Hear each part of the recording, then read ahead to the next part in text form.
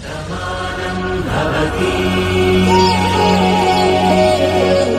శతమానం భవతి శతమానం భవతి శతమానం భవతి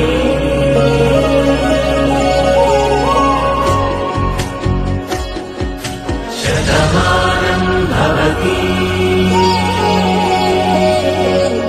శతమానం భవతి శతమానం భవతి శతమానం భవతి 2025లో ఖచ్చితంగా 70 ఏళ్ళు సేఫ్పైన పుట్టినరోజు జరుపుకోవడం అదొకటి. ఇంకొక గర్వకారణం మాకేమంటే నేను రాత్రి నుంచి ఎగ్జిబిషన్లో సేవ జరుగుతూనే ఉంది. ఒక్క ఎగ్జిబిషన్ పుట్టుకొని పక్కా అయిన వ్యక్తి నేను మాత్రం ఒక్కనే చెప్తాను. చాలా మంది వచ్చారు, తండ్రికి వచ్చారు, కోర్సు తీసుకొని పోయినచ్చు ఉండేటట్టు. అయితే ఆ దినం కోర్సు తీసుకున్నప్పటి నుంచి ఇంతవరకు కూడా ఖండితం లేకుండా పురుషార్థంలో ఎన్నో వచ్చింటాయి. చెప్పండి, ఎన్నో ఆడుకోట్లు వచ్చింటాయి, ఎన్నో మాటలు వచ్చింటాయి, ఎన్ని జరుగుతాయి, ఎన్ని ఏమని విజ్ఞానం అంటే మాయ అంటే ఏమి కాదు, ఇదే ఏదో వచ్చింటాయి.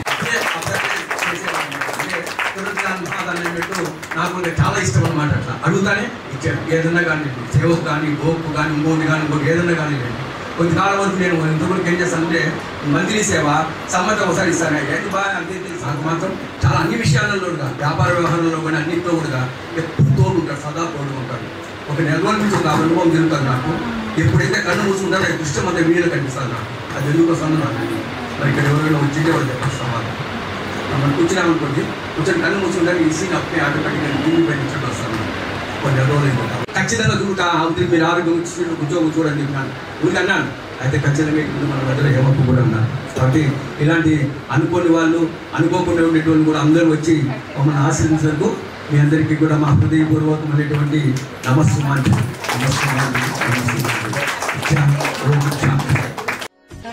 శతమానం భవతి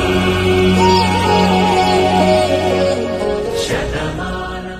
అర్థం కాలేదు ఎందుకు ఇట్లా అట్లా జరుగుతుంది ఏమి అనేసి అందరూ భయపడినాము.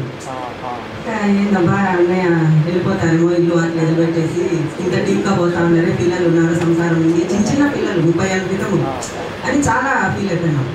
ఎంత అంటే రాములతో 2 గంటలు వేయడము, అనుభవాలు చేయడము, క్లాసులు పోవడము, రావడం అయితే అన్నీ చూసుకుంటూ ఉన్నారు. అయితే అదొక చాలా డిఫరెన్స్ అనేటువంటిది ఉంది. సరే అనేసి ఆలోచించి ఎట్లా బానేసి మళ్ళీ ఆడబిడ్డ వాళ్ళందరూ వచ్చి కూర్చోబెట్టి నువ్వు ఇట్లా చేస్తా అన్నావు, పిల్లలు ఉన్నారు, భార్య ఉంది, సంసారం ఉంది, నువ్వు అట్లా చేస్తే వాళ్ళు ఎట్లా పోతారు ఏం కదా అంటే ఒకటే మాట చెప్పినారు.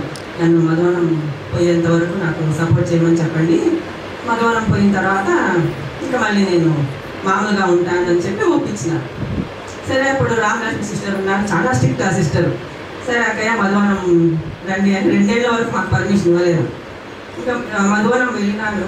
అది ఎట్లా పోయినానో అప్పటి నుంచి నాకు ఇంకా ఇట్లా డైవర్ట్ అయిపోయింది. బాబా అంటే లేకుండా, బాబా లేకుండా ఉండేటట్టు నేను అంతా బాబాకు సరెండర్ అయిపోయినాను. అది నా పరివర్తన. అప్పటి నుంచి ఇంకా ఫుల్ ఇప్పుడు తోకమండి నారాయణ అంటారు అట్లా అన్నయ్య ఏమంటే మార్నింగ్ 9 గంటలకు ఇచ్చారు కదా, అప్పుడు వెళ్దాంలే అన్నారు.